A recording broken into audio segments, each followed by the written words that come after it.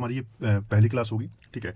तो थोड़ा सा मैं आज आपको इंट्रोडक्शन बताऊंगा कि इंडियन ज्योग्राफी में हम यहाँ पर क्या क्या पढ़ने वाले हैं, और थोड़ा सा हम ज्योग्राफी के बारे में जनरल चीज़ें डिस्कस करेंगे, क्योंकि ये हमारा पहला लेक्चर है, ठीक है। चलिए सीधे हम स्टार्ट करते हैं आज की क्लास को। और आज का जो हमारा पहला टॉपिक रहेगा वो रहेगा भारत का सामान्य परिचय या फिर जनरल इंट्रोडक्शन ऑफ इंडिया, है ना। उससे पहले कुछ चीज़ें मैं आपको बता दूं, जैसा कि देखिए आप इंडियन ज्योग्राफी या फिर ज्योग्राफी पढ़ना स्टार्ट कर रहे हैं तो बहुत से बच्चे पहली बार यहाँ पर ज्योग्राफी पढ़ रहे होंगे, है ना। तो पहली बात मैं आपको बता दूं कि ज्योग्राफी पढ़ने के लिए एक जो सबसे जरूरी चीज़ है आपके पास होनी चाहिए वो है एटलस, ठीक है। एटलस आपके पास जरूर ही होना चाहिए। एटलस क्या होता है थोड़ा सा मैं आपको बता दूं, क्योंकि बहुत सारे बच्चे यहाँ पर नए होंगे, उनको आइडिया नहीं होगा। तो देखिए एटलस इस प्रकार की कुछ एक बुक होती है ना, जिसमें आपको बहुत सारे अलग अलग टाइप के मैप मिल जाते हैं। पॉलिटिकल मैप होते हैं, फिजिकल मैप होते हैं, जिससे आप क्या होता है, आप कोई भी टॉपिक पढ़ रहे हैं, जैसे मान लीजिए हिमालय के बारे में पढ़ रहे हैं, भारत के पर्वत पढ़ रहे हैं, नदियां पढ़ रहे हैं, तो वो आपको बहुत अच्छे से विजुअलाइजेशन वहां पर हो जाता है, ठीक है। तो इसके लिए आपके पास एक एटलस तो जरूर होना चाहिए, किसी भी स्टेशनरी में आपको इजीली वहां पर अवेलेबल हो जाएगा, मिल जाएगा, ठीक है। तो एटलस जरूर होना चाहिए। इसके अलावा जितना भी मैं आपको यहाँ पर कंटेंट दूंगा, क्योंकि देखिए जो हमारी क्लासेस रहेंगी, एक एक टॉपिक एंड होने के बाद, खत्म होने के बाद मैं हर टॉपिक की आपको पीडीएफ दूंगा, तो जो भी आपको यहाँ पर पीडीएफ दी जाएंगी वो आपके लिए सफिशियंट है, उतना कंटेंट आपके लिए सफिशियंट है, ठीक है। लेकिन उसके बावजूद भी आप एक ल्यूशेंट अपने पास रख सकते हैं, क्योंकि इसमें आपको फैक्ट अच्छे मिल जाते हैं, ठीक है। तो एक ल्यूशेंट आप अपने पास रख सकते हैं। इसके अलावा और भी बच्चे, जैसे अभी कुछ बच्चे ग्रेजुएशन कर रहे होंगे, है ना, तो यदि उनको और डीप में पढ़ना है, या फिर जिनका आगे चल करके टारगेट सिविल सर्विसेज है ना, जैसे यूपीएससी, स्टेट पीसीएस जैसे एग्जाम है, और जिनको अभी एग्जाम देने में 2-3 साल हैं, तो वो आप 6 या फिर 7 से लेकर के 12 तक की एनसीईआरटी भी पढ़ सकते हैं, ठीक है। तो ये कुछ बुक आपको मैं रिकमेंड कर रहा हूँ, तो ये बुक आप वहां पर पढ़ सकते हैं, ठीक है। चलिए आगे डिस्कस करते हैं। थोड़ा सा मैं आपको सिलेबस एक बार और बता दूं कि हमारा जो इंडियन ज्योग्राफी का पूरा सिलेबस है वो कैसा होने वाला है और क्या होने वाला है, ठीक है। तो हमारा जो ज्योग्राफी का सिलेबस होने वाला है, सबसे पहला टॉपिक इसमें रहेगा भारत का सामान्य परिचय या फिर जनरल इंट्रोडक्शन ऑफ इंडिया, ठीक है। तो इसके अंतर्गत हम भारत के बारे में सामान्य चीजें डिस्कस करेंगे, जैसे भारत का एरिया कितना है ना, क्षेत्रफल कितना है, भारत का सबसे उत्तरी बिंदु, दक्षिणी बिंदु, पूर्वी बिंदु, पश्चिमी बिंदु, ये सब पॉइंट, भारत के उत्तर से दक्षिण की लंबाई, भारत में कितने जिले हैं, कितने राज्य हैं, कितनी यूनियन टेरिटरीज हैं, तो ये सारी चीजें हम डिस्कस करेंगे, ठीक है। पहले टॉपिक में मतलब भारत के बारे में एक सामान्य परिचय हम यहाँ पर डिस्कस, जैसे आप इंटरव्यू देने जाते हैं ना, तो सबसे पहला क्वेश्चन यही रहता है कि आप अपने बारे में कुछ बताइए, है ना। तो आप सारी चीजें बताते हैं कि आपका नाम क्या है, आपने कहाँ से स्कूलिंग की, कहाँ से ग्रेजुएशन किया, आपके और क्या अचीवमेंट्स हैं, आपकी हॉबीज क्या है, ये सारी चीजें आप बताते हैं। तो उसी प्रकार से हम यहाँ पर भी भारत के बारे में सामान्य चीजें डिस्कस करेंगे। अगला टॉपिक हमारा क्या रहेगा, भारत का भौगोलिक विभाजन या फिर फिजिकल डिवीजन ऑफ इंडिया, ये हमारा सेकंड टॉपिक रहेगा। और इसमें बच्चों हम इंडियन ज्योग्राफी के अंतर्गत काफी बड़ा फिजिकल पार्ट या फिर भौतिक पार्ट को डिस्कस करेंगे, और काफी महत्वपूर्ण टॉपिक ये रहेगा, ठीक है। देखिए इसमें कौन कौन से टॉपिक आने वाले इसको देख लीजिए, काफी महत्वपूर्ण टॉपिक रहेगा। इसमें हम इसको जो बच्चों हम भारत का भौगोलिक विभाजन करते हैं या फिर फिजिकल डिवीजन करते हैं, तो नॉर्मली 6 भागों में हम यहाँ पर फिजिकल डिवीजन देखते हैं, ठीक है। और इसके अंतर्गत पहला जो हमारा फिजिकल डिवीजन रहेगा वो उत्तर और उत्तर पूर्व की पर्वत श्रृंखलाएं रहेगा, जिसमें हम हिमालय को स्टडी करेंगे। अगला रहेगा उत्तर का विशाल मैदान, जिसमें हम या फिर हम इसको बोलते हैं द ग्रेट नदर्न प्लेन्स। अगला रहेगा प्रायद्वीपीय पठार, पेनिनसुलर प्लेट्यू, है ना, ये तीसरा फिजिकल डिवीजन रहेगा। भारतीय मरुस्थल प्रदेश, समुद्री तटीय मैदान और द्वीप समूह। तो ये 6 पार्ट, ये 6 बहुत ही इंपॉर्टेंट पॉइंट है बच्चों इंडिया की जो फिजिकल ज्योग्राफी है एक प्रकार से, तो इसमें हम 6 प्रमुख पार्ट डिस्कस करेंगे। इसके बाद हम भारत का अपवाह तंत्र या फिर ड्रेनेज सिस्टम को स्टडी करेंगे, है ना। भारत की जो डैम और नदी घाटी परियोजना है इनको हम देखेंगे। भारत में प्रमुख झीलें, जलप्रपात को पढ़ेंगे। भारत में मिट्टियों को, भारत की जलवायु को स्टडी करेंगे। इसके अलावा भारत के जो खनिज संसाधन है इनको भी हम स्टडी करेंगे। भारत के वन संसाधन, नेशनल पार्क, अभ्यारण्य, भारत की कृषि, एग्रीकल्चर, भारत का परिवहन जिसमें रेल, सड़क, हवाई और विविध, ठीक है। तो ये पूरा हमारा बच्चों सिलेबस होने वाला है इंडियन ज्योग्राफी का। तो इसमें हमारा लगभग पूरा सिलेबस कंप्लीट हो जाएगा, कोई भी टॉपिक आपको यहाँ पर नहीं छूटने वाला है, ठीक है। तो चलिए आगे हम स्टार्ट करते हैं। तो सबसे पहले बच्चों हम समझते हैं आखिर भूगोल क्या होता है ना, या फिर ज्योग्राफी क्या होती है, इसको थोड़ा सा हम यहाँ पर समझ लेते हैं, ठीक है। तो देखिए सिंपल भाषा में, यदि मैं पहले आपको ये डेफिनेशन पढ़ देता हूँ, फिर आपको सिंपल भाषा में समझाता हूँ। देखिए भूगोल या फिर ज्योग्राफी वह शास्त्र है जिसके द्वारा पृथ्वी के ऊपरी स्वरूप और इसके प्राकृतिक विभागों, जैसे पर्वत, महादेश, महासागर, देश, नगर, नदी, झील, जलसंधि, वनस्पति, वन आदि का अध्ययन करते हैं ना। अब मैं आपको थोड़ा सा सिंपल भाषा में समझाता हूँ। देखिए ज्योग्राफी क्या है बच्चों, जो भी चीजें आप अपने पास देखते हैं, जैसे आप पेड़ पौधे देखते हैं, वन देखते हैं, है ना, पर्वत देखते हैं, इसके अलावा आप देखते होंगे सागर महासागर देखते हैं, ठीक है, देश देखते हैं, इतने सारे नगरों को देखते हैं, ठीक है। तो इन्हीं यही सब जो चीजें होती हैं ज्योग्राफी के अंतर्गत ही आती है, और इनको ही हम कहीं ना कहीं देखेंगे। जैसे अभी हम भारत का सामान्य परिचय देखेंगे ना, तो भारत के बारे में जानेंगे, भारत का कितना क्षेत्रफल है, भारत का कितने जिले हैं, ये सारी चीजें हम ज्योग्राफी में पढ़ रहे हैं। अगला पॉइंट हमारा जो फिजिकल डिवीजन का रहेगा, उसमें हम देखेंगे कि उसमें हम पूरा हिमालय स्टडी करेंगे, तो हिमालय के बारे में पूरी चीजें देखेंगे, तो वो हमने पर्वत डिस्कस किया। अगला जैसे हम उत्तर का विशाल मैदान देखेंगे, तो उसमें मैदानी संरचना देखेंगे कैसे बनी, क्या उसकी विशेषताएं हैं। फिर हम प्रायद्वीपीय पठार देखेंगे, भारत का पठारी संरचना को स्टडी करेंगे। तो ये सारी चीजें हम भूगोल के अंतर्गत स्टडी करते हैं और इसको ही हम भूगोल बोलते हैं, ठीक है। चलिए इसके अलावा एक भूगोलवेत्ता इतिहासकार रहे हैं स्ट्रोवो, ठीक है, तो इनके अनुसार भी एक डेफिनेशन दी गई है। हालांकि एग्जाम में यहाँ से कोई पूछेगा नहीं आपसे, लेकिन थोड़ा सा आप देख लीजिए। ठीक है, इन्होंने क्या बोला है, भूगोल एक ऐसा स्वतंत्र विषय है जिसका उद्देश्य लोगों को विश्व आकाशीय पिंडों, स्थल महासागरों, जीव जंतुओं, वनस्पति, फलों, भूधरातल के क्षेत्रों में देखी जाने वाली प्रत्येक अन्य वस्तु का ज्ञान प्राप्त कराना है, ठीक है। इसके अलावा सब्जेक्ट के रूप में या फिर विषय के रूप में भूगोल के विकास में सर्वाधिक जो योगदान रहा है वो यूनानियों, रोमन्स और अरबों का रहा है। तो ये बात भी आपको थोड़ा सा दिमाग में रखना है, ठीक है। तो ये जनरल सी बच्चों डेफिनेशन थी भूगोल क्या होता है ना। तो ये थोड़ा सा आपको दिमाग में रखना है। आगे हम देख लेते हैं, ठीक है। जैसे आप देख रहे होंगे यहाँ पर इंडिया का ये एक पॉलिटिकल मैप है ना। देखिए नॉर्मली आपको जो यहाँ पर स्टडी करना है, दो प्रकार के मैप करना है। एक तो पॉलिटिकल मैप देखने को मिलेगा जैसा कि आप यहाँ पर देख रहे हैं, और एक फिजिकल मैप होता है, ठीक है। एक भौतिक मैप होता है, उसमें आप पर्वत, पठार, नदियां, ये सारी चीजें देख सकते हैं। और जो फिजिकल राजनीतिक मैप होते हैं, पॉलिटिकल मैप होते हैं, इसमें आप क्या देख सकते हैं, किसी भी देश, राज्य या फिर महाद्वीप के जो बाउंड्रीज हैं देशों की, राज्यों की, उनको देख सकते हैं ना, सीमाओं को देख सकते हैं, किन किन देशों से उसकी बाउंड्री लग रही है देख सकते हैं। तो ये देखिए, इस सब जैसे आप ये वाला पॉलिटिकल मैप दिख रहा है इंडिया का, इसमें आपको राज्य दिख रहे होंगे, उनकी कैपिटल दिख रही होगी, किस राज्य से किसकी मतलब टेरिटरी लग रही है, ये आप देख पा रहे होंगे। तो इसको हम बोलते हैं पॉलिटिकल मैप, ठीक है। तो एक बच्चों एटलस आपके पास जरूर होना चाहिए, है ना, बहुत जरूरी है आपको ज्योग्राफी स्टडी करने के लिए, एटलस जरूर ही होना चाहिए आपके पास। चलिए आगे देख लेते हैं। अब देखिए भारत में यदि मैं यहाँ पर बताऊं तो आपको पता होगा कितने राज्य और कितने केंद्र शासित प्रदेश है। तो भारत में बच्चों लगभग 28 राज्य हैं, आपको पता होगा, और 8 केंद्र शासित प्रदेश है ना, 28 और प्लस 8 केंद्र शासित प्रदेश हैं वर्तमान में, ठीक है। अब ये 28 राज्य कौन कौन से हैं, शॉर्ट में आपको मैं यहाँ पर बता देता हूँ, है ना। फिर आपका एक होमवर्क रहेगा, आपको होमवर्क क्या रहेगा कि आपको ये सारे 28 राज्य जो हैं इनके बारे में आपको नाम इनके पता होना चाहिए, और इनकी जो राजधानी है, इनकी जो कैपिटल है वो पता होना चाहिए। राजधानी जैसे देखिए, जैसे मध्य प्रदेश की राजधानी भोपाल है, राजस्थान की जयपुर है, उत्तर प्रदेश की लखनऊ है, बिहार की पटना है, झारखंड की रांची है, ठीक है। तो कितने राज्य हैं, 28 राज्य हैं। तो पूरे 28 राज्यों के आपको नाम पता होना चाहिए और उनकी राजधानी भी आपको पता होना चाहिए, ठीक है। तो ये आप देख लेना। तो ये आपका होमवर्क है। एक बार मैं आपको बता देता हूँ कौन कौन से राज्य हैं। सबसे पहले देखिए यहाँ पे उत्तर में आप देखेंगे तो यहाँ पर आपको एक ये यूनियन टेरिटरी दिख रही है, ठीक है। अभी हम यूनियन टेरिटरी को डिस्कस करेंगे कितनी है, अभी मैं आपको राज्य बता देता हूँ, ठीक है। तो ये लद्दाख और जम्मू कश्मीर तो यूनियन टेरिटरी है, अभी मैं आपको बताऊंगा। इसके अलावा हिमाचल प्रदेश यहाँ पर एक राज्य है, यहाँ पर देखिए पंजाब है, हरियाणा है, ये उत्तराखंड है। इसके अलावा यहाँ पर आप ये राज्य जो देख रहे हैं इसको हम बोलते हैं उत्तर प्रदेश, ये राज्य यहाँ पर बिहार है। इसके नीचे आपको झारखंड मिल जाएगा, इसके ईस्ट या फिर पूर्व में आपको वेस्ट बंगाल मिल जाएगा, इसके जस्ट ऊपर सिक्किम है। और फिर ये 7 सिस्टर के राज्य है ना, जिसमें अरुणाचल प्रदेश, नागालैंड, मणिपुर, मिजोरम, त्रिपुरा, असम, मेघालय, तो ये राज्य आ जाते हैं, ठीक है। इनको क्या बोलते हैं, 7 सिस्टर बोलते हैं। और इसमें आप सिक्किम को भी ऐड कर लोगे तो इनको हम बोलते हैं उत्तर पूर्वी राज्य, है ना। इनको हम आगे डिटेल में डिस्कस करेंगे। इसके अलावा यहाँ पर आप देखेंगे तो ये राजस्थान है, जो कि एरिया के अकॉर्डिंग सबसे बड़ा एक प्रकार से स्टेट है भारत का। यहाँ पर गुजरात राज्य है, ये देखिए, बीच में मध्य प्रदेश है, और यहाँ पर छत्तीसगढ़ है। छत्तीसगढ़ के अलावा यहाँ पर आप उड़ीसा देखेंगे, छत्तीसगढ़ के पूर्व में, छत्तीसगढ़ के पश्चिम में आपको महाराष्ट्र देखने को मिल जाएगा। फिर आपको यहाँ पे छोटा सा राज्य गोवा, जो कि सबसे छोटा राज्य है अकॉर्डिंग टू एरिया।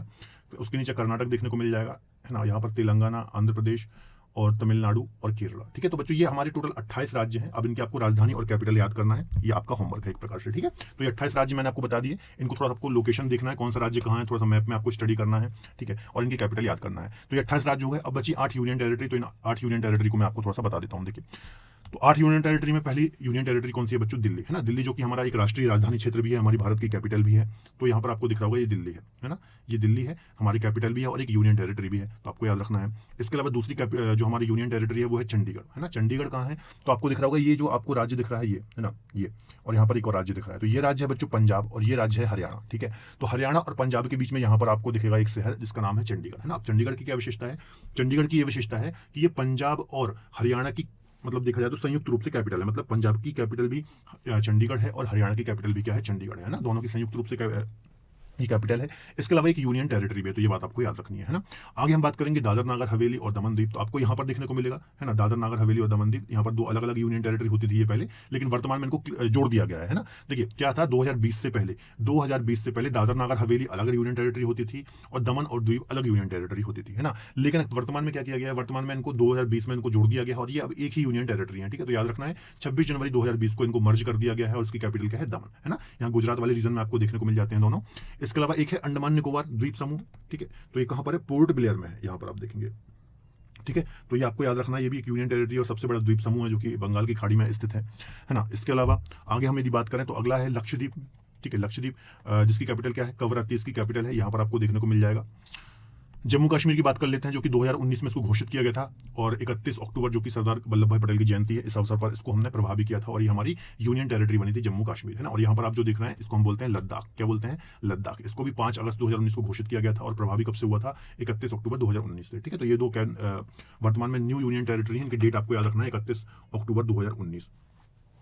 आगे बात कर लेते हैं पुदुचेरी, ठीक है। पुदुचेरी की यदि हम बच्चों बात करेंगे, ठीक है, तो माहे, कराईकल और यनम, ये इसके राज्य क्षेत्र हैं, है ना। और तमिलनाडु रीजन के अंतर्गत ये आपको देखने को मिलेगी। यहाँ पर आपको पुदुचेरी देखने को मिलता है तमिलनाडु रीजन के आसपास, ठीक है। और इसकी कैपिटल भी आप देखेंगे तो पुदुचेरी ही है ना, कोई अलग से कैपिटल नहीं है। और ये माही, कराईकल और यनम है, ये अलग अलग इसके जिले हैं या फिर इसके राज्य क्षेत्र हैं जो कि अलग अलग रीजन में आता है, ठीक है। उनको हम बाद में डिटेल में डिस्कस करेंगे। अभी बस आप ये 8 यूनियन टेरिटरी याद कर लीजिए। कौन कौन सी यूनियन टेरिटरी हो गई? एक तो दिल्ली हो गई, चंडीगढ़ हो गई, दादर नगर हवेली हो गई, अंडमान निकोबार हो गया, लक्षद्वीप हो गया, जम्मू कश्मीर, लद्दाख और पुदुचेरी, ठीक है। तो ये 8 यूनियन टेरिटरी और 28 राज्य आपको बिल्कुल कंठस्थ होने चाहिए, क्योंकि आप इंडियन ज्योग्राफी पढ़ रहे हैं तो ये तो आपको जनरल सी बात है, बिल्कुल मुंह पे याद होने चाहिए कि कौन कौन सी यूनियन टेरिटरी हैं और कौन कौन से राज्य हैं। चलिए अब थोड़ा सा हम ज्योग्राफी के बारे में और चीजें डिस्कस करते हैं। सबसे पहले ज्योग्राफी जो कि हम पढ़ रहे हैं तो ज्योग्राफी के बारे में हमें पता होना चाहिए कि ज्योग्राफी क्या है। तो देखिए ज्योग्राफी जो है बच्चों ये 2 शब्दों से मिलकर के बना हुआ है, एक तो है जियो और एक तो है ग्राफी, ठीक है। अब जियो का मतलब क्या होता है, ग्राफी का मतलब क्या होता है? तो जियो का मतलब होता है बच्चों पृथ्वी या फिर अर्थ, है ना। जियो का मतलब क्या होता है? पृथ्वी या फिर अर्थ। इसके अलावा ग्राफी का मतलब क्या होता है? वर्णन करना या फिर डिस्क्राइब करना। अर्थात पृथ्वी के बारे में जब हम वर्णन करते हैं, उसको डिस्क्राइब करते हैं, तो उसको ही हम क्या बोलते हैं? ज्योग्राफी बोलते हैं, ठीक है। तो ये बात आपको याद रखना है। इसके अलावा ज्योग्राफी जो है बच्चों एक ग्रीक शब्द है, आपको याद रखना है, जो कि यूनानियों के द्वारा दिया गया है ना। तो यहां से भी क्वेश्चन आ जाता है कि ज्योग्राफी कैसा शब्द है, तो एक ग्रीक शब्द है जो कि यूनानियों के द्वारा दिया गया शब्द है। इसके अलावा फादर ऑफ ज्योग्राफी, भूगोल का जनक किसे कहा जाता है, ठीक है। तो हिकेटियस को फादर ऑफ ज्योग्राफी कहा जाता है, ये आपको याद रखना है। इनकी एक बुक थी जस्ट पीरियोडिस, है ना। जस्ट पीरियोडिस इनकी एक बुक थी, जिसका मतलब था, मतलब जिसमें जो भी चीजें बताई गई थी उसमें पृथ्वी के वर्णन से रिलेटेड चीजें बताई गई थी, और इसका मतलब भी होता है पृथ्वी का वर्णन, ठीक है। सबसे पहले भौगोलिक तत्वों का वर्णन अपनी पुस्तक में किया था क्रमबद्ध तरीके से, इसलिए इन्हें भूगोल का या फिर ज्योग्राफी का जनक या फिर फादर ऑफ ज्योग्राफी कहा जाता है, आपको याद रखना है, ठीक है। देखिए जो हिकेटियस थे बच्चों, इनको फादर ऑफ ज्योग्राफी क्यों कहा जाता है? क्योंकि उन्होंने सबसे पहले भौगोलिक तत्वों का अपनी पुस्तक, जो इनकी बुक थी जस्ट पीरियोडिस, उसमें बताया, है ना, और पृथ्वी का वर्णन किया, इसलिए इनको क्या कहा जाता है? भूगोल का पिता कहा जाता है, फिर फादर ऑफ ज्योग्राफी कहा जाता है, ठीक है। तो इनका नाम याद रखना है, इनकी बुक का नाम भी याद रखना इंपॉर्टेंट है। इसके अलावा एक और है व्यवस्थित भूगोल के जनक, सिस्टमैटिक जो ज्योग्राफी होती है उसके जनक कौन है? तो इरेटोस्थनीज जो है ये व्यवस्थित भूगोल के जनक कहे जाते हैं, ठीक है। यहां पर देख सकते हैं ये इरेटोस्थनीज है, तो यहां पर हमको उनका नाम भी याद रखना है। अब ये कौन थे? तो यूनान के ये गणितज्ञ थे, भूगोलविद थे, कवि थे, खगोलविद थे, संगीतकार थे, है ना। इसका मतलब ये हुआ बच्चों की ये एक बहुमुखी प्रतिभा के धनी व्यक्ति थे, है ना। जैसे वर्तमान में आप शब्द यूज करते हैं ना, मल्टी टैलेंटेड, तो ये उसी प्रकार से बहुमुखी प्रतिभा के धनी थे, बहुत अलग अलग फील्ड में ये काफी ऊपर थे, है ना। तो आपको इनका नाम याद रखना है। इसके अलावा इन्होंने एक ज्योग्राफी का नामक शब्द दिया था, ज्योग्राफी का, ये आपको याद रखना, एग्जाम में क्वेश्चन आ सकता है कि ज्योग्राफी का शब्द किसने दिया। इन्होंने भूगोल की बातों को व्यवस्थित क्रम में भी लिखा, ठीक है। जो भी भूगोल की बातें थी उसको सिस्टमेटिक ऑर्डर में लिखा, व्यवस्थित क्रम में लिखा, इसलिए इन्हें व्यवस्थित भूगोल का जनक कहा जाता है, ठीक है। तो 2 आपके यहां से क्वेश्चन हो गए, एक तो फादर ऑफ ज्योग्राफी हिकेटियस और व्यवस्थित भूगोल के जनक इरेटोस्थनीज, ठीक है। इरेटोस्थनीज ने इन्होंने ज्योग्राफी का शब्द दिया, और जो हिकेटियस हैं इन्हें फादर ऑफ ज्योग्राफी कहा जाता है, उनकी बुक का नाम क्या है? जस्ट पीरियोडिस। तो ये कुछ 2 4 5 फैक्ट हैं, आपको याद रखना है, एग्जाम में क्वेश्चन बन सकते हैं, ठीक है। चलिए आगे बात करते हैं। अलेक्जेंडर बॉन हम्बोल्ट ये कौन थे? तो देखिए जर्मनी, वर्तमान में जो जर्मनी देश है उस समय इसको प्रशा बोलते थे, तो वहां के ये भूगोलविद्ता, प्रकृति विज्ञानी खोज करता थे, ठीक है। इन्हें आधुनिक भूगोल या फिर फादर ऑफ मॉडर्न ज्योग्राफी कहा जाता है। क्या बोला जाता है? फादर ऑफ मॉडर्न ज्योग्राफी बोला जाता है अलेक्जेंडर वॉन हम्बोल्ट को। तो इनका नाम आपको याद रखना है। इन्होंने कॉस्मोस नामक एक बुक लिखी थी, इनकी बुक का नाम याद रखना, कॉस्मोस इंपॉर्टेंट है, सीधा सा एग्जाम में हो जाएगा। कॉस्मोस बुक किसकी है ना? कॉस्मोस बुक किसकी है? तो किसकी है? अलेक्जेंडर वॉन हम्बोल्ट की है। इन्होंने ब्रह्मांड के बारे में चीजों को बताया था, ठीक है। इन्होंने यूनिवर्स के बारे में चीजों को बताया अपनी बुक कॉस्मोस में, ठीक है। इसके अलावा क्लाइमेटोलॉजी शब्द भी इन्होंने दिया था, और जलवायु विज्ञान को भी समझाया था इन्होंने, ठीक है। तो काफी आधुनिक चीजें, है ना, जैसे आप देखेंगे जलवायु विज्ञान हो गई, है ना, यूनिवर्स हो गया, तो इसके बारे में, आधुनिक चीजों के बारे में इन्होंने उस समय बताया, इसलिए इन्हें आधुनिक विज्ञान का जनक, आधुनिक भूगोल का जनक या फिर फादर ऑफ मॉडर्न ज्योग्राफी कहा जाता है अलेक्जेंडर वॉन हम्बोल्ट, है ना। एग्जाम में क्वेश्चन क्या आएगा? एग्जाम में क्वेश्चन आएगा कॉस्मोस बुक किसकी है? तो अलेक्जेंडर वॉन हम्बोल्ट की है ना। आधुनिक भूगोल के जनक फादर ऑफ मॉडर्न ज्योग्राफी किसे कहा जाता है? तो अलेक्जेंडर वॉन हम्बोल्ट को कहा जाता है। क्लाइमेटोलॉजी शब्द किसने दिया? अलेक्जेंडर वॉन हम्बोल्ट ने दिया। तो ऐसे क्वेश्चन एग्जाम में क्वेश्चन आते हैं, तो आपको याद रखनी है चीजें, ठीक है। अगले हैं बच्चों मार्टिन बेहम। तो दुनिया में सबसे पहला जो ग्लोब बनाया था वो मार्टिन बेहम ने बनाया था। यह ग्लोब इन्होंने निकोलस कॉपरनिकस के सिद्धांत से प्रभावित होकर बनाया था। क्या बोला था कॉपरनिकस ने? कॉपरनिकस ने बोला था कि पृथ्वी और उसके आसपास चक्कर लगाने वाले जो सभी ग्रह हैं वो चपटे नहीं है बल्कि गोल हैं, ठीक है। तो इसके इन्होंने जो ये पूरी थ्योरी दी थी कॉपरनिकस ने, तो उसके आधार बना करके मार्टिन बेहम ने ग्लोब की संरचना का निर्माण किया था, और इस प्रकार से कुछ ग्लोब बनाया था, ठीक है। तो एग्जाम में क्वेश्चन आएगा सबसे पहले ग्लोब किसने बनाया था? तो मार्टिन बेहम ने बनाया था, ठीक है। तो ये आपको याद रखना है। और कहां से इनका संबंध है? तो जर्मनी से इनका संबंध है, ठीक है। चलो आगे है एनेक्सीमेंडर, ठीक है। देखिए कुछ जनरल ये भूगोल से रिलेटेड कुछ महान हस्तियां हैं जिनका काफी बड़ा योगदान रहा है भूगोल के विकास में या फिर भूगोल के संबंध में। तो इनकी क्या अचीवमेंट्स रही हैं, इनका क्या योगदान रहा है भूगोल में, तो ये आपके लिए बहुत इंपॉर्टेंट हो जाता है, ठीक है। इसलिए हम इनको थोड़ा सा स्टडी कर रहे हैं। अगला है बच्चों एनेक्सीमेंडर। तो इन्होंने सबसे पहले मानचित्र बनाया था, है ना। तो ये आप देख पा रहे होंगे, ये नहीं बनाया था लेकिन मैं आपको बता रहा हूं, सबसे पहले इन्होंने विश्व मानचित्र को बनाया था एनेक्सीमेंडर, इनका नाम आपको याद रखना है। अब थोड़ा सा ब्रांचेस देख लेते हैं कि भूगोल कितने प्रकार की होती है। तो ऑलरेडी आप देखेंगे भूगोल की शाखाएं या फिर ब्रांचेस ऑफ ज्योग्राफी तो दो प्रकार की होती हैं, एक तो भौतिक भूगोल होता है, एक तो मानव भूगोल होता है, ठीक है। फिजिकल ज्योग्राफी होती है और एक ह्यूमन ज्योग्राफी होती है। जो फिजिकल ज्योग्राफी होती है बच्चों, इसके जनक कौन है, तो पॉलिडोसियन जो है प्रथम इसके जनक कहे जाते हैं, और एरेटोस्थेनीज, ठीक है, ये भौगोलिक भूगोल के जनक कहे जाते हैं। और जो मानव भूगोल है इसके जनक कौन कहे जाते हैं, तो फ्रेडरिक रेडजेल इसके जनक कहे जाते हैं ना। अब जनरल से फैक्ट है, वैसे संभावना कम है लेकिन थोड़ा सा आपको पता होना चाहिए कि इनके जनक कौन है, ठीक है। इसके अलावा भौतिक भूगोल पृथ्वी के अंदर, भौतिक भूगोल क्या होता है थोड़ा सा देख लीजिए। फिजिकल ज्योग्राफी क्या होता है, पृथ्वी के अंदर जो जलवायु स्टडी करते हैं, भूगर्भ विज्ञान जियोलॉजी को आप पढ़ते हैं, है ना। इसके अलावा महाद्वीप, कॉन्टिनेंट, महासागर, पर्वत, पठार आदि आदि को जो स्टडी करते हैं बच्चों, तो ये भौतिक भूगोल या फिर फिजिकल ज्योग्राफी के अंतर्गत पढ़ते हैं ना। जितना भी देखिए आप क्लाइमेट देखते हैं, मानसून को पढ़ते हैं, ठीक है, ये किसके अंतर्गत आता है, भौतिक ज्योग्राफी, फिजिकल ज्योग्राफी के अंतर्गत आता है। भूगर्भ विज्ञान जियोलॉजी, भूगर्भ विज्ञान में पूरा प्लेट टेक्टोनिक वगैरह आ गया, जियोमॉर्फोलॉजी वगैरह आ गया, है ना। महाद्वीप, महासागर, ये सभी चीजें आप भौतिक भूगोल के अंतर्गत पढ़ते हैं। मानव भूगोल क्या होता है, जैसे जनसांख्यिकी हो गया, डेमोग्राफिक हो गया, ठीक है, संस्कृति हो गया, कल्चर हो गया, आर्थिक भूगोल हो गया, राजनीतिक भूगोल हो गया, इकोनॉमिक्स हो गई, है ना, मतलब इकोनॉमिक राजनीतिक भूगोल हो गई। तो ये सारी चीजें जो होती हैं ये आप किसके अंतर्गत पढ़ते हैं, ये सब पढ़ते हैं आप ह्यूमन ज्योग्राफी के अंतर्गत या फिर मानव भूगोल के अंतर्गत, ठीक है। तो ये जनरल से चीजें थोड़ा सा आपको पता होना चाहिए। आगे बात कर लेते हैं भारत का मानचित्र के बारे में बात करें तो एनविले नाम के जो व्यक्ति थे, इन्होंने सबसे पहली बार बनाया था भारत का मानचित्र, और जो टॉलमी थे इन्होंने विश्व मानचित्र में पहली बार दर्शाया था भारत के मैप को, ठीक है। तो ये बात आपको पता होना चाहिए। इसके अलावा अध्ययन के अनुसार यदि आप इसका विभाजन करेंगे तो विश्व भूगोल होता है, वर्ल्ड ज्योग्राफी होती है, भारत का भूगोल होता है, ज्योग्राफी ऑफ इंडिया होती है, और प्रादेशिक भूगोल होता है, टेरिटोरियल ज्योग्राफी होती है, ठीक है। तो इस प्रकार से अध्ययन के अनुसार आप इसको पढ़ सकते हैं, ठीक है, कि कौन कौन सी ज्योग्राफी होती है। चलिए, तो ये बच्चों कुछ जनरल सा इंट्रोडक्शन था ज्योग्राफी के बारे में। ज्योग्राफी से रिलेटेड जो प्रमुख हस्तियां थी जिनका योगदान रहा है हमेशा से ज्योग्राफी में, उनके बारे में हमने यहाँ पर डिस्कस किया, है ना। अब हम क्या करेंगे, अब हम जो हमारा पहला टॉपिक है जनरल इंट्रोडक्शन ऑफ इंडिया, तो उसको हम टॉपिक को स्टार्ट करेंगे, जो कि हमारा इंडियन ज्योग्राफी का पहला टॉपिक है, ठीक है। तो चलिए हम पढ़ना स्टार्ट करते हैं, टॉपिक को स्टार्ट करते हैं। तो देखिए, सबसे पहले भारत का परिचय, इंट्रोडक्शन हमारा टॉपिक है। तो सबसे पहले जो बच्चों हमारे देश के कुछ नाम है ना, आप सबसे पहले आप किसी को अपना इंट्रोडक्शन देखते हैं तो अपना नाम ही बताते हैं, है ना। मेरा नाम फलाना फलाना है, ये है वो है ना। तो इसी प्रकार से जो हमारा देश है प्यारा भारत, तो इसके कुछ नाम है, उन नामों को हम एक बार देख लेते हैं। तो सबसे पहला नाम तो आपको पता ही होगा, भारत। भारत हमारा देश का नाम है ना। तो ये नाम कहाँ से आया, तो बच्चों महाभारत पुराणों में एक कथा है, ठीक है, राजा दुष्यंत और रानी शकुंतला की, ठीक है। तो इनके एक पुत्र थे राजा भरत, है ना, राजा भरत। तो आपने अक्सर देखा होगा, जो खासतौर पर हिंदी बोर्ड वाले बच्चे होंगे, है ना, स्टेट जो बोर्ड होता है उसमें, तो आप में से बुक पढ़ी होगी, तो उसमें एक बुक होती थी कि एक शेर के मुंह में एक बच्चा हाथ डाल रहा है, उसके दांत गिन रहा है ना, इस प्रकार की कुछ।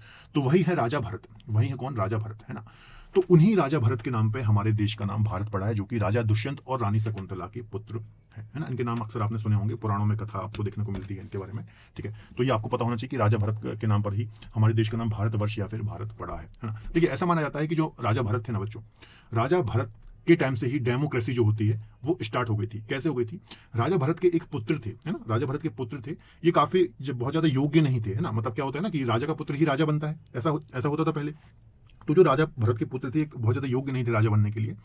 तो चूंकि ये योग्य नहीं थे, तो राजा भरत ने क्या किया, किसी थर्ड पर्सन को ही अपनी गद्दी दे दी और उनको राजकाज का एक प्रकार से कुर्सी सौंप दी, है ना। तो ऐसा माना जाता है कि राजा भरत के टाइम से ही डेमोक्रेसी स्टार्ट हो गई थी, है ना, क्योंकि उन्होंने अपने पुत्र को, चूंकि वो योग्य नहीं थे, तो उनको कुर्सी पर नहीं बिठाया, किसी थर्ड पर्सन को बिठा दिया, है ना। तो इसलिए राजा भरत के नाम पर ही हमारे देश का नाम भारत पड़ा या फिर भारतवर्ष पड़ा। तो ये आपको चीज पता होना चाहिए, है ना। अगला नाम है बच्चों इंडिया, है ना। अब इंडिया कहाँ से आया है, तो इंडिया जो शब्द है यूनानियों के द्वारा दिया गया है।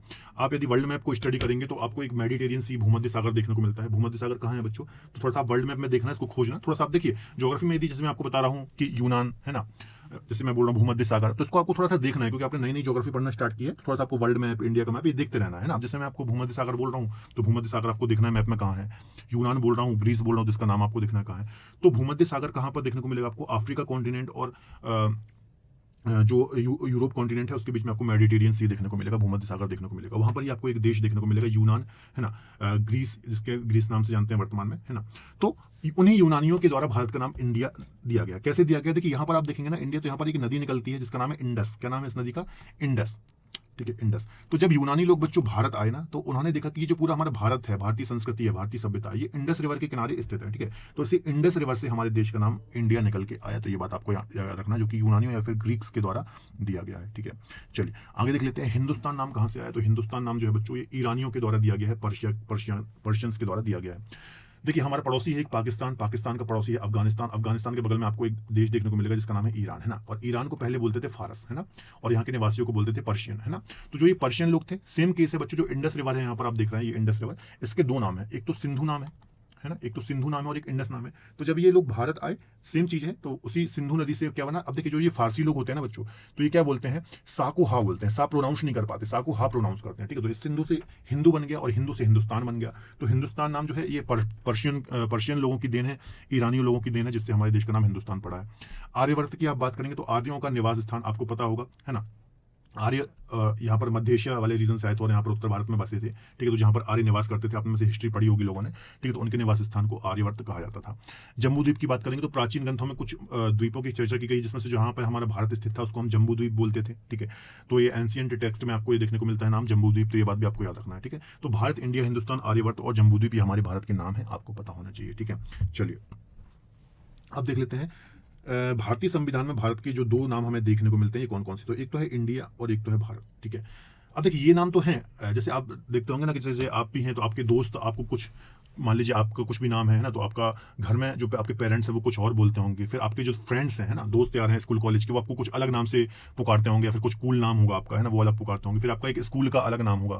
फिर ऐसा भी हो सकता है कुछ जो आपके स्कूल फ्रेंड है वो आपको कुछ और नाम से बुलाते हैं, लेकिन जब आप कॉलेज में गए या फिर जब आप जॉब में गए तो आपको वो कुछ और नाम से बुलाते हैं। तो ऐसा भी कई बार होता है कि एक ही व्यक्ति के बहुत सारे नाम हो जाते हैं, एक स्कूल का नाम होता है, एक घर का होता है, एक दोस्तों का होता है ना। तो उसी प्रकार से हमारे भारत के केस में भी है। यदि आप भारत के स्कूल का नाम देखेंगे ना, मतलब ऐसा है कि ऑफिशियल नाम है ना, जैसे आपके जो स्कूल में नाम होता है, जो आपकी मार्कशीट में नाम होता है, वो आपका ऑफिशियल नाम होता है ना, हर जगह आपका वही नाम चलेगा, डॉक्यूमेंट्स में आपको वही नाम देखने को मिलेगा, ठीक है। तो हमारे भारत का जो स्कूल वाला नाम है, ऑफिशियल नाम है, वो कौन है, तो दो नाम है भारत की, एक तो है इंडिया और एक तो है भारत। अब स्कूल और वो स्कूल की जो मार्कशीट है, तो वो चीज क्या है, तो स्कूल और स्कूल की मार्कशीट मतलब है, स्कूल मतलब देश हमारा और मार्कशीट मतलब हमारा संविधान, ठीक है। तो हमारे संविधान में बच्चों जो नाम दिए गए हैं हमारे देश के, वो दो नाम है, एक तो है इंडिया और एक तो है भारत, ठीक है। तो ये इंडिया और भारत हमारे देश के दो नाम है, ऑफिशियल नाम है। जैसे आप इंडियन कॉन्स्टिट्यूशन भी पढ़ते हैं तो हम भारत के लोग या फिर we the people of India, ये दोनों नाम आपको देखने को मिलते हैं, ठीक है। तो यदि कभी क्वेश्चन आ जाए कि भारत के कौन कौन से नाम है, तो इंडिया और भारत ये दो नाम हमें देखने को मिलते हैं हमारे देश के, ठीक है। तो ये बात आपको याद रखनी है। चलिए आगे डिस्कस करते हैं। तो आई थिंक आप क्लियर हुआ होगा कौन कौन से हमारे देश के नाम है। चलिए अब हम देख लेते हैं केंद्र शासित प्रदेश, हालांकि अभी मैंने आपको डिस्कस करा दी, तो ये वही है 8 केंद्र शासित प्रदेश हैं। तो ये आप देख लीजिए एक बार, अभी मैंने थोड़ी देर पहले ही आपको डिस्कस कराए। आगे डिस्कस कर लेते हैं। अब हम देख लेते हैं बच्चों भारत की अवस्थिति या फिर लोकेशन, भारत कहां पर लोकेटेड है ना। अब जैसे आपने मान लीजिए, आप ऐसा होता है ना कि आप इंटरव्यू देने जाते हैं तो अपने नाम बताते हैं, नाम के बाद आप कहां से हैं, किस शहर से हैं, है ना। तो ये आप पूरी चीजें बताते हैं ना, जैसे कि मैं मध्य प्रदेश से हूँ और फलाने फलाने जिले से हूँ, फलाने जिले के फलाने गाँव में रहता हूँ, ऐसे आप एड्रेस बताते हैं ना। तो ऐसे ही हम यहाँ पर इंडिया की बात कर रहे हैं, तो इंडिया का भी आपको एड्रेस बताना पड़ेगा। तो इंडिया का एड्रेस आप कैसे बताओगे, तो वही चीज हम यहाँ पर डिस्कस करेंगे, ठीक है। तो इंडिया का एड्रेस हम कैसे बताएंगे। सबसे पहले तो भारत उत्तर पूर्वी गोलार्ध में स्थित है, ठीक है, नॉर्थ ईस्ट हेमिस्फीयर में ये स्थित है। अब ये क्या चीज है, तो आप में से बहुत सारे लोगों ने वर्ल्ड ज्योग्राफी नहीं पढ़ी होगी ना, बहुत सारे लोग पहली बार ज्योग्राफी पढ़ रहे होंगे, तो थोड़ा सा मैं आपको समझा देता हूँ, ठीक है। ये देखिए यहाँ पर हमारा ग्लोब बना हुआ है पूरा ना, इसको हम क्या बोलेंगे, ग्लोब बोलेंगे, है ना। ये मतलब ग्लोब है और ये हमारा पूरा वर्ल्ड का मैप है ना। अब यहाँ पर देखिए ये बीचों बीच में एक लाइन दिख रही होगी आपको, है ना, ये अभी आप बस थोड़ा सा समझिए, आपको बस लोकेशन समझनी है इंडिया की, है ना। ये जो लाइन है ना बच्चों, उसको हम बोलते हैं 0 डिग्री अक्षांश, है ना, जिसको हम बोलते हैं इक्वेटर या फिर भूमध्य रेखा 0 डिग्री, ठीक है।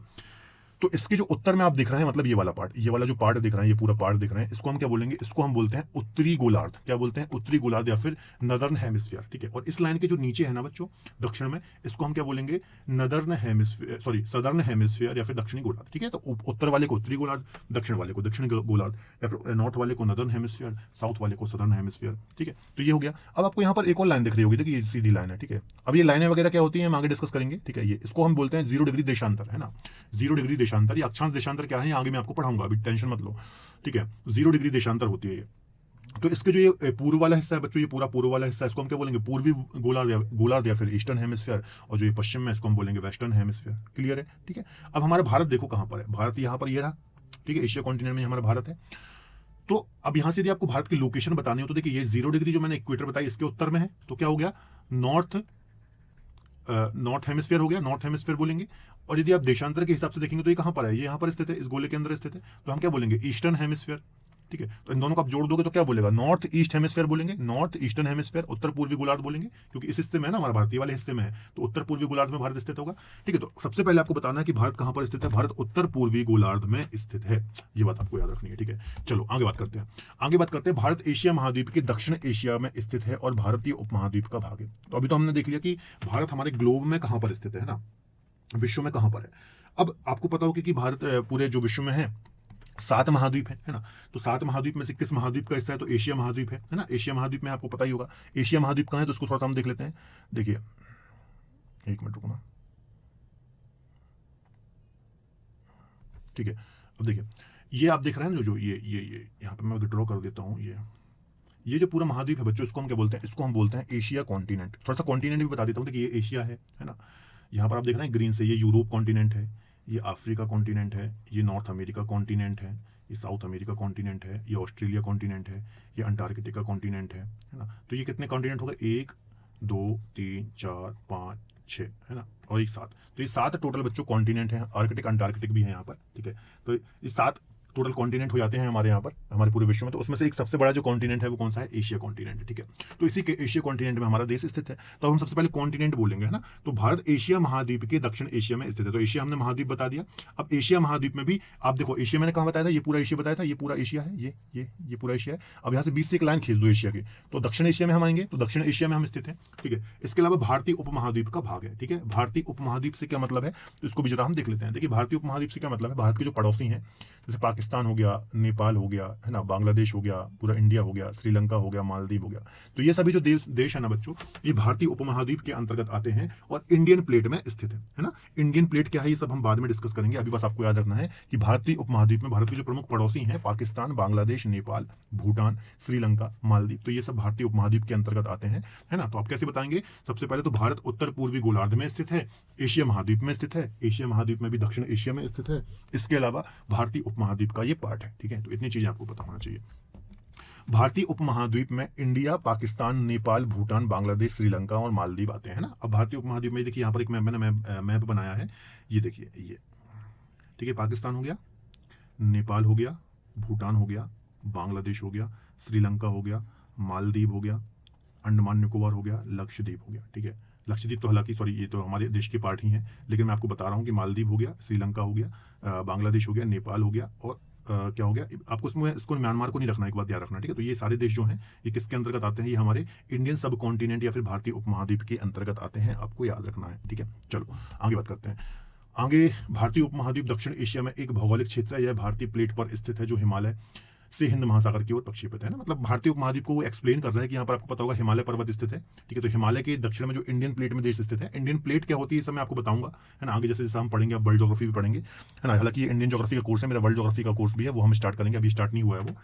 तो उसमें ये सारी चीजें हम डिस्कस करेंगे, प्लेट क्या होती है। अभी आप सिर्फ इतना समझिए कि भारतीय उपमहाद्वीप क्या है, कौन कौन से इसमें देश आते हैं, ठीक है। चलो आगे डिस्कस करते हैं। तो ये बच्चों आपने क्या किया, अपने देश के नाम याद कर लिए कि कौन कौन से हमारे देश के नाम है ना, ये आपने देख लिया। इसके अलावा हमारा देश किस कॉन्टिनेंट में आता है ना, कहां पर स्थित है, ये सारी चीजें आपने बता दी है ना। आगे डिस्कस करते हैं अब हम देखते हैं इसका आकार और विस्तार कैसा है, ठीक है। साइज और एक्सटेंशन के बारे में हम इसको यहाँ पर देख लेते हैं।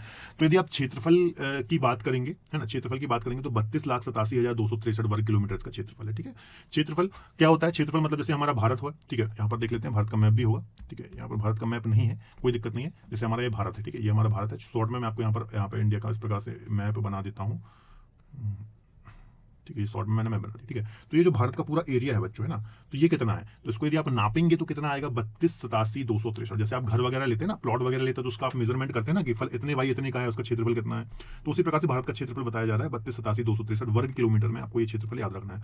याद कैसे करना है? 32,87,263 आप 2 4 5 10 बार 50 बार बोलेंगे, 100 बार बोलेंगे तो आपको रट जाएगा, है ना। और रटना ही है आपको, क्योंकि ऐसा ही एग्जाम में क्वेश्चन आएगा और आपको टिक करना पड़ेगा सही, तो आपको बिल्कुल रटना ही पड़ेगा। ये चीज है ना, रटने वाली चीज है। 32,87,263 32,87,263 ऐसा आपको 50-100 बार बोलना है, याद हो जाएगा, ठीक है। तो ये तो हो गया हमारे भारत की बात की, हमारे भारत का क्षेत्रफल इतना है, ठीक है। अब बात की जा रही है कि आखिर ये विश्व के क्षेत्रफल का कितना है। मतलब ये पूरा विश्व आप देख रहे हैं, विश्व का ये पूरा भूभाग है ना, ये जितने भी महाद्वीप वगैरह मैंने आपको बताए थे ये, है ना। तो ये इतना, ये पूरा 100 वर्ग, मतलब ये पूरा 100% है। तो इसका ये जो हमारा छोटा सा ये भारत दिख रहा है आपको, तो ये 100% का कितना परसेंट है हमारे? तो ये पूरे 100% का 2.43% है। मतलब इसको कैसे बोलेंगे कि हमारे भारत का क्षेत्रफल विश्व के क्षेत्रफल का 2.43% है, ठीक है। वर्ल्ड का जितना भी एरिया है उसका 2.43% एरिया हमारा भारत कवर करता है, ठीक है। विश्व की जनसंख्या कितनी है? तो 17.5 यहाँ पर है लगभग, है ना, हमारे देश की जनसंख्या का। अब देखो यहाँ पर थोड़ा समस्या वाली बात है कि अब क्षेत्रफल तो सिर्फ हमारे पास 2.43% है, लेकिन इसमें जनसंख्या कितनी रह रही है? 17.5। तो ये एक बहुत ही बड़ी जनसंख्या दिक्कत वाली बात है। जनसंख्या आपको पता ही होगा कि विश्व में हमारा सेकंड नंबर आता है जनसंख्या में, चीन के बाद। लगभग 138 करोड़ जनसंख्या हमारी वर्तमान में हो चुकी है ना। वर्तमान में इतनी बेरोजगारी, गरीबी का एक जो सबसे बड़ा रीजन है उसके पीछे ये जनसंख्या ही है। तो ये बात आपको याद रखनी है। क्षेत्रफल के अनुसार बच्चों हम 7वें नंबर पर आते हैं वर्ल्ड में। India comes in 7th place in the world of, मतलब एरिया के अकॉर्डिंग आप बात करेंगे तो। भारत जनसंख्या के अनुसार विश्व में दूसरे स्थान पर आता है ना, पॉपुलेशन के अनुसार हम दूसरे स्थान पर आते हैं, आपको याद रखना है। इसके अलावा यूएन की एक रिपोर्ट के अनुसार 2027 तक जो भारत की जनसंख्या है वो चीन को भी पीछे कर देगी। मतलब अभी तो हम सेकंड नंबर पर हैं, 2027 में हम फर्स्ट नंबर पर आ जाएंगे, इसी प्रकार से हम तरक्की करते रहे तो। ठीक है, तो ये बात आपको याद रखनी है। तो आई थिंक इतनी चीजें आपको अच्छे से क्लियर हुई होंगी, है ना। चलिए आगे डिस्कस करते हैं। अब देखिए, जो क्षेत्रफल और जनसंख्या के अनुसार ये हमने देश देखे, तो क्षेत्रफल में हम 7वें नंबर पर आ रहे हैं, तो हमसे पहले 6 कौन से हैं ये हमें पता होना चाहिए, है ना। और जो हम जनसंख्या में सेकंड नंबर पर आ रहे हैं, तो इससे पहले कौन है और इसके बाद की कम से कम 4-5 तो हमें पता होने चाहिए, क्योंकि कई बार यहाँ पर असेंडिंग डिसेंडिंग ऑर्डर में एग्जाम में आपको जमाने को दे देता है, आरोही अवरोही क्रम में आपको जमाने को दे देता है, वहाँ पर आप फंस जाते हैं। ठीक है, तो ये भी हम देख लेते हैं एक बार। देखिए, सबसे पहले क्षेत्रफल के अनुसार यदि आप देखेंगे तो कौन कौन से बड़े देश हैं जरा देख लीजिए ना। ये पूरा वर्ल्ड मानचित्र है, विश्व मानचित्र है। तो सबसे पहले यहाँ पर आप देखिए, ये आपको दिखने को मिल रहा है यहाँ पर, ये इसको हम बोलते हैं रशिया, है ना, रूस, है ना। तो ये विश्व का सबसे बड़ा देश है बच्चों, अपने आप में एक पूरा महाद्वीप जैसा लगता है ना। तो ये पहले नंबर पर आता है विश्व में, ठीक है, आपको पता होना चाहिए। दूसरे नंबर पर आता है कनाडा, दूसरे नंबर पर आता है कनाडा, दूसरे नंबर पर आता है कनाडा, तो ये सेकंड नंबर पर कनाडा आता है। थर्ड पर आता है अमेरिका, तो ये देखिए ये येलो कलर से जो विश्व की महाशक्ति कहा जाता है, ये दोनों क्षेत्र है, इसका अलास्का रीजन है और ये यूनाइटेड किंगडम है, तो ये थर्ड नंबर पर आता है। फोर्थ पर आता है बच्चों चाइना, ये चाइना यहाँ पर देख लो, ये जो फोर्थ नंबर पर आता है, ये फोर्थ नंबर पर है ना। अब देखो यहाँ पर थोड़ा सा कंफ्यूज होंगे बहुत सारे बच्चे, क्योंकि यहाँ पर होता क्या है, जब आप अलग अलग बुक पढ़ते हैं, अलग अलग गूगल में सर्च करते हैं, तो कहीं कहीं पर चीन थर्ड नंबर पर होता है, कहीं कहीं पर अमेरिका फोर्थ नंबर पर होता है, कहीं अमेरिका थर्ड पे होता है, कहीं अमेरिका चीन पे फोर्थ पे होता है। तो इनके एरिया में थोड़ा बहुत अंतर है ना, ज़्यादा अंतर नहीं है। तो आखिर सही डेटा क्या है ना, तो सही डेटा यही है जो आपको मैं बता रहा हूं। पहले पे रूस, दूसरे पर कनाडा, तीसरे पे अमेरिका, चौथे पे चीन, थर्ड पे अमेरिका है और फोर्थ पे चीन है ना। अब ये मैं रेफरेंस कहां से दे रहा हूं, तो सबसे पहली बात तो एक यूएन की रिपोर्ट है, यूनाइटेड नेशन, संयुक्त राष्ट्र, है ना, जो कि सबसे बड़ी संस्था है पूरे विश्व की। तो इसके अकॉर्डिंग भी अमेरिका थर्ड पर आता है ना। इसके अलावा एनसीईआरटी की रिपोर्ट के अनुसार भी, जो एनसीईआरटी हम फॉलो करते हैं, तो इसके अनुसार भी अमेरिका थर्ड पर आता है। ठीक है, तो इस हिसाब से हम देखेंगे तो अमेरिका में थर्ड पर रखना है, फोर्थ पर हमको चीन को रखना है। ठीक है, और चीन को यदि आप बात करें तो आपको पता ही होगा, वैसे भी उसका जो सिद्धांत पर वो काम करता है, तो अपने क्षेत्र को हमेशा कब्जा करके रखता है दूसरों के क्षेत्र पर, जैसे हमारे भारत वाला एरिया कब्जा करके रखा है, और भी बहुत सारी चीज क्षेत्र कब्जा करके रखा है। तो उस हिसाब से वो अपना क्लेम करता है चीजों को कि हमारा क्षेत्रफल ज्यादा है अमेरिका से। लेकिन थर्ड पर अमेरिका आता है, फोर्थ पर चीन आता है। और मान लीजिए कभी एग्जाम में क्वेश्चन आ गया और वहां पर चीन आपको थर्ड वाला ऑप्शन है, अमेरिका थर्ड वाला ऑप्शन नहीं है, तो फिर आप चीन को टिक कर देना। क्योंकि ऐसा हो सकता है बच्चों की एग्जाम में जो एग्जामिनर है उसने उस बुक को प्रेफर किया हो जहां पर चीन थर्ड पोजीशन पे हो। ठीक है, तो थोड़ा सा दिमाग की बत्ती जला करके आपको काम करना है और वहां पर आपको अपना एग्जाम निकालना है, क्वालिफाई करना है, ज्यादा आपको पचड़ों में नहीं पड़ना है। ठीक है, अगला देखेंगे तो ब्राजील है, ब्राजील के बाद ऑस्ट्रेलिया है, फिर भारत है, और फिर लास्ट में 8वें नंबर पर आता है अर्जेंटीना, है ना। तो 8वां भी याद रखना, क्योंकि कई बार लोग क्या भारत से ऊपर के तो याद कर लेते हैं, 8वां याद नहीं करते, तो 8वां अर्जेंटीना है, इसको भी आपको याद रखना, साउथ अमेरिका कॉन्टिनेंट के अंतर्गत ही आता है। ठीक है, तो आई थिंक ये 8 आपको याद हो गए होंगे। ठीक है, आगे हम देख लेते हैं। अब देखो इनको याद कैसे करना है, ट्रिक बनाने मत बैठ जाना है ना। ट्रिक बना लेते हैं कुछ भी, बचपन में एमबीए किया, ये किया, वो किया, फलाना किया, ठिकाना किया, ऐसे पढ़ाई नहीं होती बच्चों, ट्रिक ट्रिक से पढ़ाई नहीं होती है ना। आपको क्या करना है, आपको कुछ नहीं करना है, बस वर्ल्ड मैप खोल के बैठ जाना है। आपको देखिए आधे से ज्यादा देश तो वैसे भी दिख रहे होंगे, रूस आपको पता ही है पहले नंबर पर है, कनाडा आपको दिख ही रहा है कि दूसरा सबसे बड़ा है ना। अमेरिका और चीन की बात आई तो इनमें एरिया में थोड़ा सा अंतर है, तो आप याद कर लो, महाशक्ति तीसरे नंबर पर है, फिर हमारे पड़ोसी चाइना आता है चौथे नंबर पर, है ना। 5वें पर आप देखेंगे तो ब्राजील भी आप देखेंगे तो काफी बड़ा देश अलग ही दिख रहा है, फिर ऑस्ट्रेलिया आपको अलग ही दिख रहा है। तो आप इजिली याद कर लेंगे, 2-4 बार आपको वर्ल्ड मैप को देखना है, और ट्रिक आपको बनानी तो आप बना सकते हैं, उसमें मैं आपको कुछ नहीं कहूंगा, लेकिन ट्रिक से पढ़ाई नहीं होती है। आप वर्ल्ड मैप को देखिए, थोड़ा सा अच्छे से स्टडी कीजिए चीज़ों को, है ना, या फिर मेमोरी ट्रिक्स बनाइए, ऐसे ट्रिक मत बनाइए, थोड़ा सा याद करने की कोशिश कीजिए।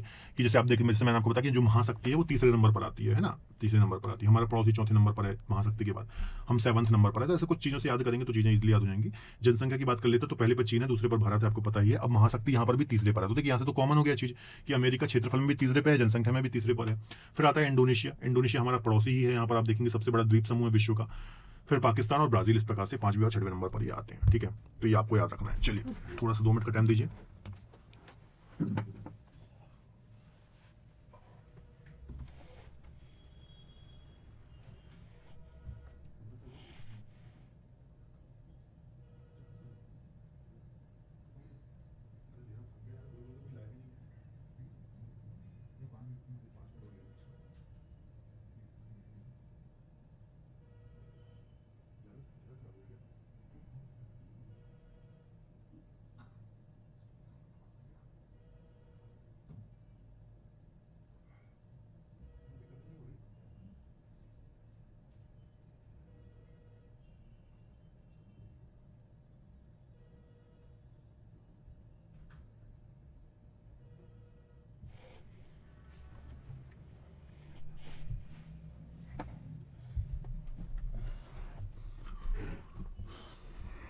चलिए, है ना। तो ये बच्चों जनसंख्या और क्षेत्रफल के अनुसार मैंने आपको बड़े देश बता दिए, तो आपको ये याद होने चाहिए, है ना। चलिए, ठीक है, चलिए आगे हम देख लेते हैं। अब बच्चों हमें अक्षांश और देशांतर रेखाओं को यहाँ पर स्टडी करना है कि अक्षांश और देशांतर रेखाएं क्या होती हैं, तो इनको भी मैं थोड़ा सा आपको बता देता हूँ, है ना। देखिए, आज हम अक्षांश रेखाएं पढ़ लेते हैं, है ना। देखिए, अक्षांश रेखाएं क्या होती हैं बच्चों? अक्षांश और देशांतर रेखाएं ग्लोब पर खींची गई काल्पनिक रेखाएं होती हैं, इमेजिनरी लाइन होती हैं, है ना। अब ऐसा नहीं है बच्चों कि लैटिट्यूड और लॉन्गिट्यूड, अक्षांश और देशांतर वास्तव में खींची गई ये लाइन है ना, ऐसा नहीं है। इनको बस इमेजिन किया गया है, ये काल्पनिक रेखाएं जरूरत मतलब ये वास्तव में नहीं खींची गई है ना। अब आपके मन में क्वेश्चन आना चाहिए कि सर क्यों खींची गई है, क्यों इनको काल्पनिक बोला जाता है और आखिर जरूरत क्या थी, तो वही चीजें हम यहाँ पर डिस्कस करेंगे, ठीक है। देखिए, अक्षांश रेखाओं को यदि मैं डिस्कस करूं तो बच्चों विषुवत वृत्त से उत्तर या फिर दक्षिण दिशा में स्थित किसी स्थान की कोणीय दूरी, एंगुलर डिस्टेंस को हम अक्षांश रेखा बोलते हैं। जैसे देखिए, ये विषुवत रेखा है 20 से 0 डिग्री, है ना, इसको हम बोलते हैं इक्वेटर या फिर विषुवत रेखा। इसके बीच से बच्चों में 1 डिग्री का इस प्रकार से कोण बनाओ, है ना, ये कोण बनाओ, 1 डिग्री का ये कोण बन गया, है ना, और इन दोनों को मिला दो, है ना, तो ये हमारी एक अक्षांश रेखा हो जाएंगी, ठीक है। तो इसी प्रकार से विषुवत रेखा से उत्तर या फिर दक्षिण, दोनों दिशा में, उत्तर हो गया ये दक्षिण हो गया, इस प्रकार से यहाँ पे कोण बना दो, इनको मिला दो, तो इस प्रकार से जो एक वृत्त बनता है, एक सर्कल। इसके अलावा एक बात और याद रखना है कि जो ये अक्षांश रेखाएं होती है ना, ये पूरा सर्कल बनाती हैं इस प्रकार से। इसमें आप देखिए, ये 0 डिग्री था, ये 10 डिग्री बनाया, 20 बनाया, 30 बनाया, 40, तो इस प्रकार से बना के इनको मिला दिया, है ना। तो ये पूरा सर्कल कवर करती हैं ग्लोब का। तो विषुवत रेखा से उत्तर या दक्षिण दिशा में स्थित किसी स्थान की कोणीय दूरी को हम क्या बोलते हैं? अक्षांश रेखा बोलते हैं। ये आपको इसकी डेफिनेशन याद रखनी है, ठीक है। इस प्रकार से खींची जाती है। अब पृथ्वी पर विषुवत रेखा की समांतर खींची गई जो काल्पनिक क्षैतिज रेखाएं होती हैं, है ना, इसके अलावा कैसी होती हैं? काल्पनिक क्षैतिज, इस प्रकार से इनको क्षैतिज लाइन बोलते हैं, इस प्रकार से क्षैतिज या फिर हॉरिजॉन्टल बोलते हैं, इनको क्या बोलते हैं? हॉरिजॉन्टल, ठीक है। तो ये क्षैतिज होती है और काल्पनिक होती है, मतलब वास्तव में ये नहीं खींची गई, ये पॉइंट आपको याद रखना है। इसके अलावा इनको फाई के चिन्ह से दर्शाया जाता है। एग्जाम में क्वेश्चन है अक्षांश रेखा को कैसे दर्शाते हैं, तो फाई से दर्शाते हैं। पृथ्वी पर कुल कितने अक्षांश हैं? तो 181 अक्षांश। अब यहां पर समझो, ठीक है। अब देखो, यहां से बच्चों जब हम यहां पर 1-1 डिग्री के इस प्रकार से कोण बनाना स्टार्ट करेंगे तो ऊपर 90 बनेंगे और नीचे 90 बनेंगे, है ना। मतलब इक्वेटर जो 0 डिग्री लाइन है, इसके ऊपर 90 बनेंगे, इसके नीचे 90 बनेंगे, तो कितने हो गए?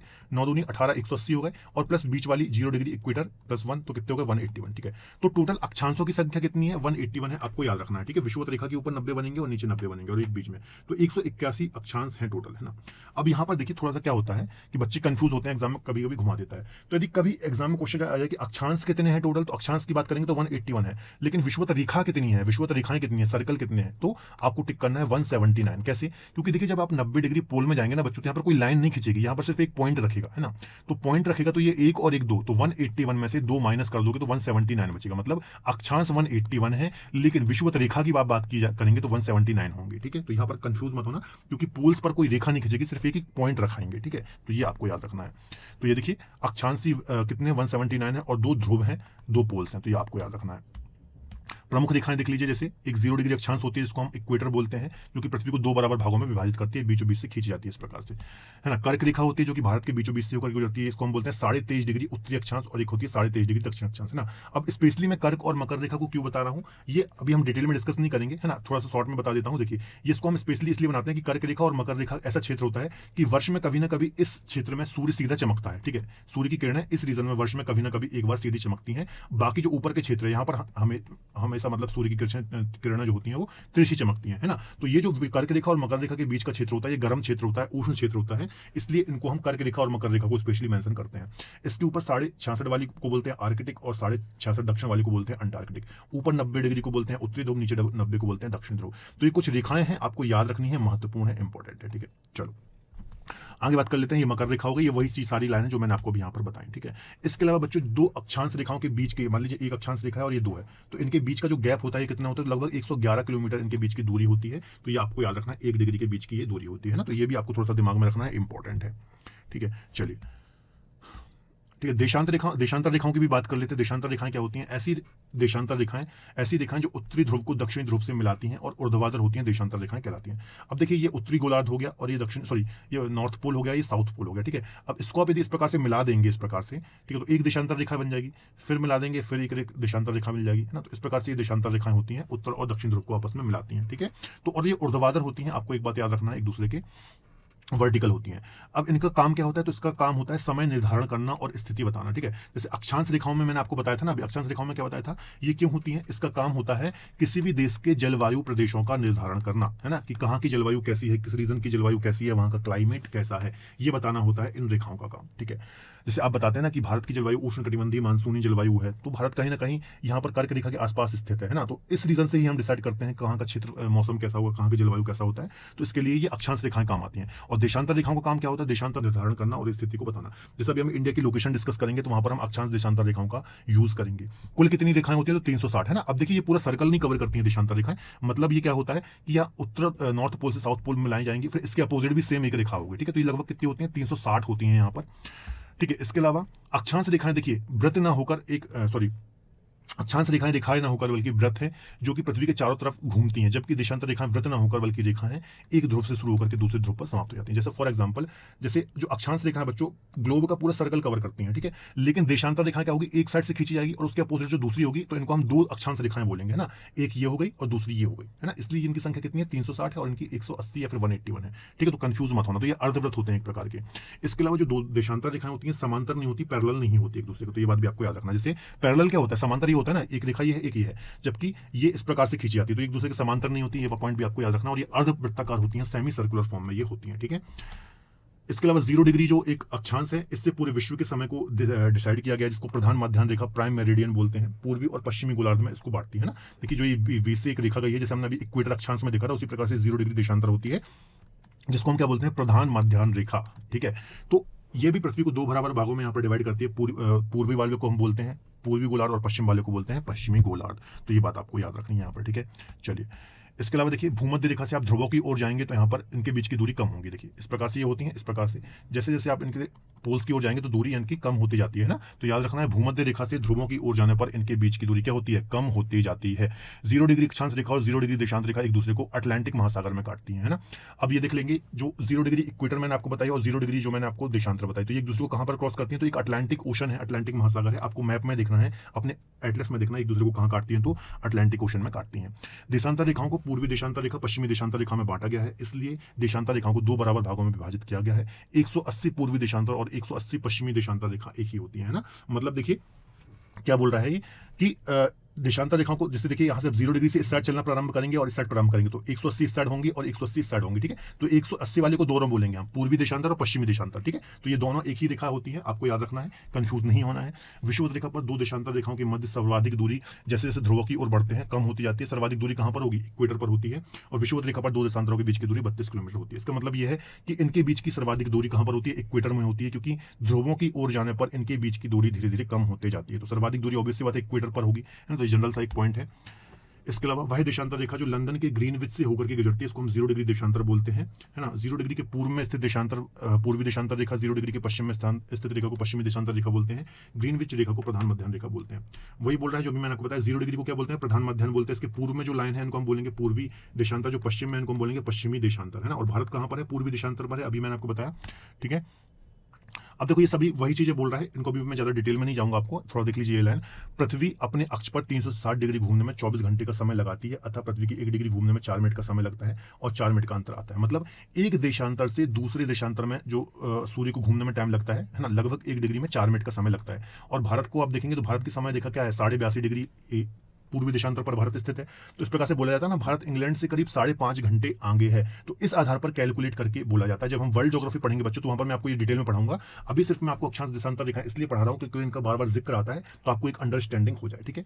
चलिए, तो ये सब वही चीजें हैं बच्चों की भारत देखिए 82.5 डिग्री पूर्वी देशांतर पर स्थित है। इस प्रकार से 0 डिग्री देशांतर से आप कैलकुलेट करेंगे इसको, तो भारत का जो ब्रिटेन से या फिर 0 डिग्री से जिसका इसमें अंतर है वो है 5 घंटे 30 मिनट का इसमें अंतर लगभग आ जाता है, ठीक है। तो ये सारी चीजें यहाँ पर कैलकुलेशन है। 1 डिग्री में 4 मिनट होता है, 15 डिग्री में 7 मिनट होगा, तो 82.5 डिग्री का यदि आप कैलकुलेट करेंगे तो लगभग 5.5 घंटा आता है, ठीक है। तो आप बोलते हैं ना कि भारत ब्रिटेन से लगभग या फिर इंग्लैंड से लगभग 5.5 घंटे आता है। तो इस प्रकार से ये अंतर आता है निकल के, ठीक है। तो ये बात आपको याद रखना है।